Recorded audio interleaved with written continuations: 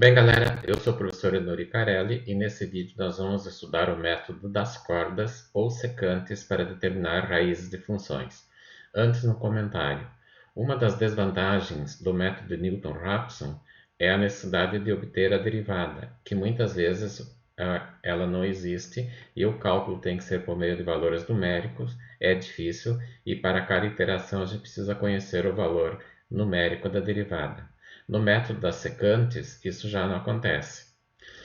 O método das secantes, então, consiste no seguinte: nós temos uma função contínua no intervalo AB, ela tem a derivada primeira e tem a derivada segunda, com sinal constante no AB, e sendo que o f de A vezes o f de B é menor que zero, e isso garante que tem uma raiz única. O método das cordas consiste em dividir o intervalo AB em segmentos e o intervalo f de A e f de B também em segmentos, e essa divisão tem que ser proporcionais. Então, nós temos aqui a primeira divisão. Sobre o eixo x, nós temos o intervalo AX1 e o intervalo AB. Daí nós vamos dividir o intervalo AX1 pelo AB. Para ter uma proporção, nós temos aqui o intervalo AF, que é o verde, AF de A, que vai ser dividido pelo F de B menos F de A. Aí nós temos razões proporcionais. Então, seja o x1 menos o A, dividido pelo B menos o A, e o 0 menos FA. 0 é porque o ponto x1, ele tem a imagem, ou melhor, ele fica sobre o eixo x. Então, o y é 0.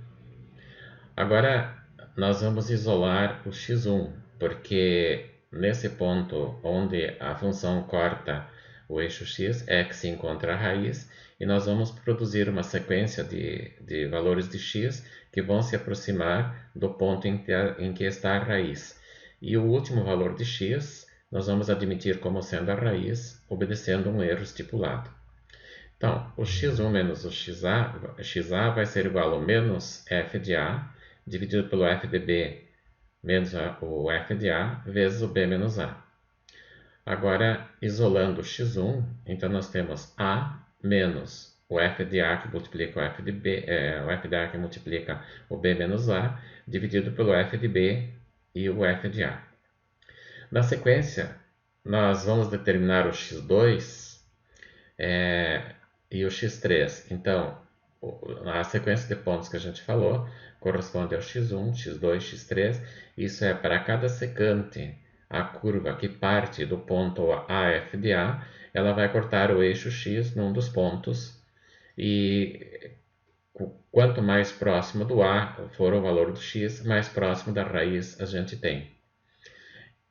Aí, quando determinamos o x1, então aqui nós tínhamos o valor de A e aqui nós tínhamos o f de B.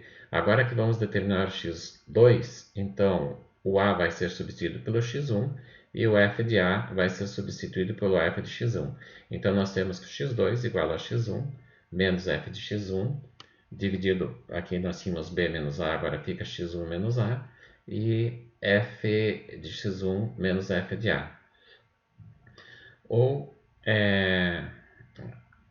aqui nós estamos apenas escrevendo uma outra forma, que é no caso em que a gente tem a referência ao B. Então, o x2 será o f de x1, aqui nós temos então o B menos f de x1, dividido pelo f de B, sobre o f de B menos o f de x1. Isso porque, no caso, como o desenho está desse modelo, nós partimos do A para o alfa. Mas também pode ocorrer que a gente comece a iteração no ponto B e vá na direção do alfa. Então essa é a primeira fórmula, do A para o alfa, e essa vai ser a fórmula do B para o alfa. Por indução geral, então nós temos que, se a gente começar no A, o xn mais 1 será o xn menos f de n, vezes o xn menos a, dividido pelo f de n menos o f de a. Ou se a gente começar no b, então nós trocamos. No lugar do xn vai o b, e no lugar do a vai o xn. Então nós ficamos com essa fórmula. Aí depois a gente vai ver qual é o procedimento para saber qual das duas fórmulas a ser utilizada. Então, isso a gente já falou, quando é utilizada cada uma delas.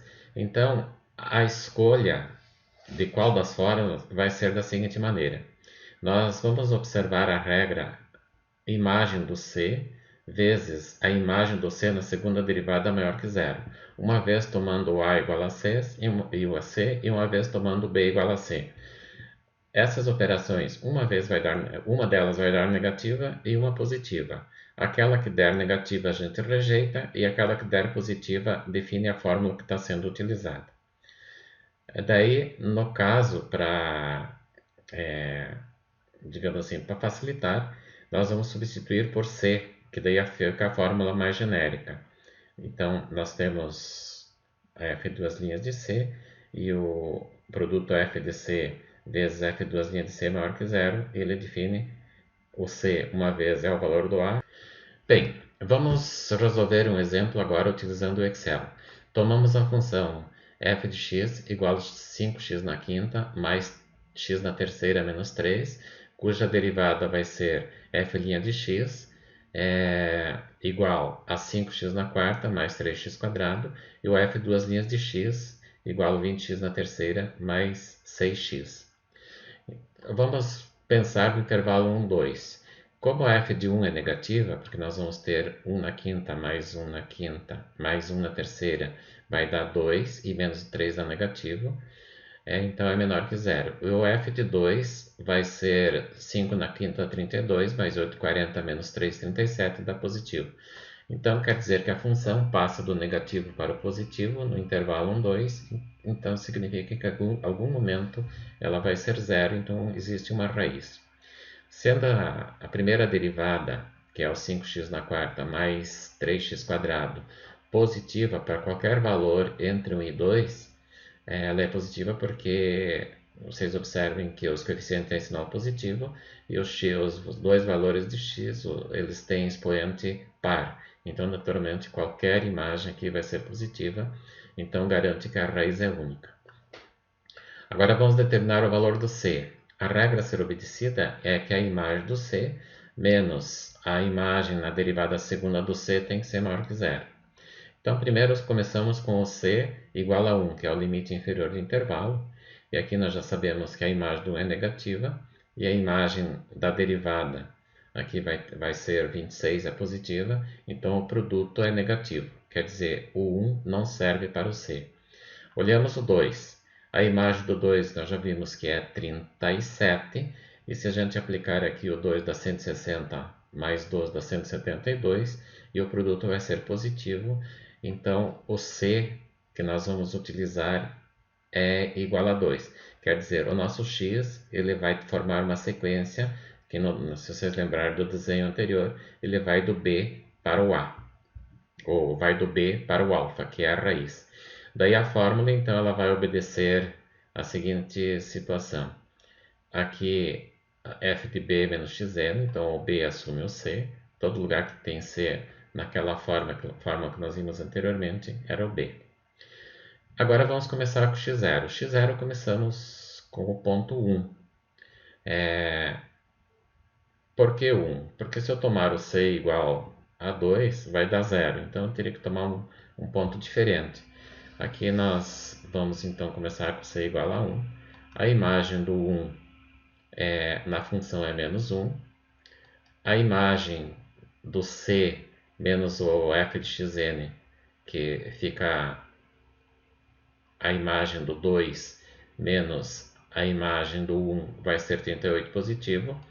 Agora aqui a gente divide o 1 negativo pelo 38, dá menos 1. E o valor do x que nós vamos procurar, então vai ser o x1, que é o 1, menos esse coeficiente aqui.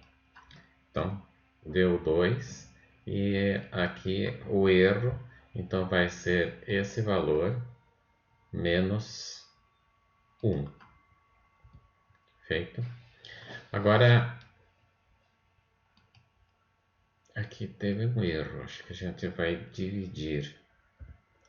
Vai dividir o menos 1 pelo 38. Agora sim, agora está correto.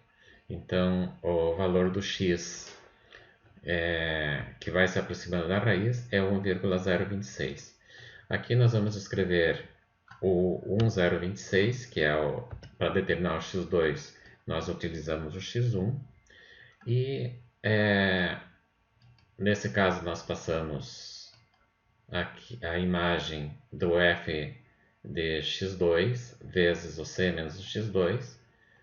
Aqui a imagem do c menos a imagem do x2. Aqui vem o quociente que está na parte superior.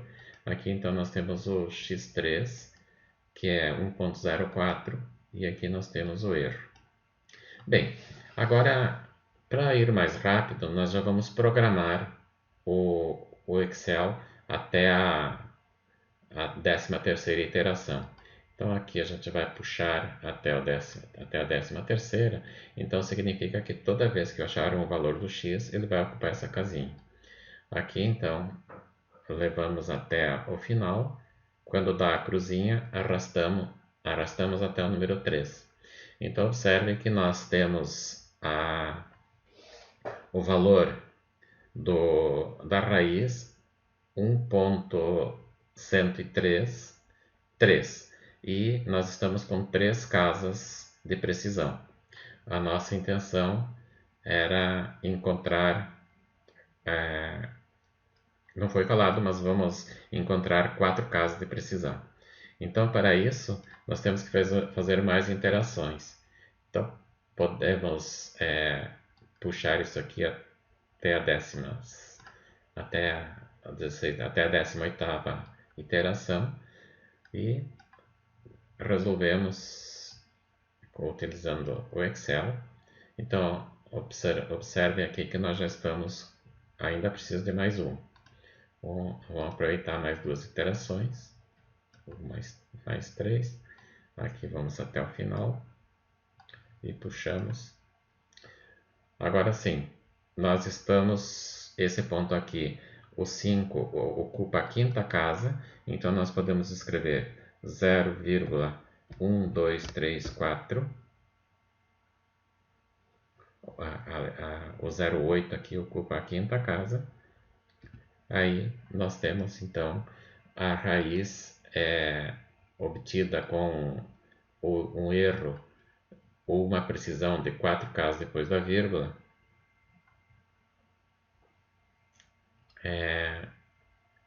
na 21ª iteração. Com isso, a gente finaliza esse estudo e desejo que vocês tenham um bom aproveitamento. Muito obrigado.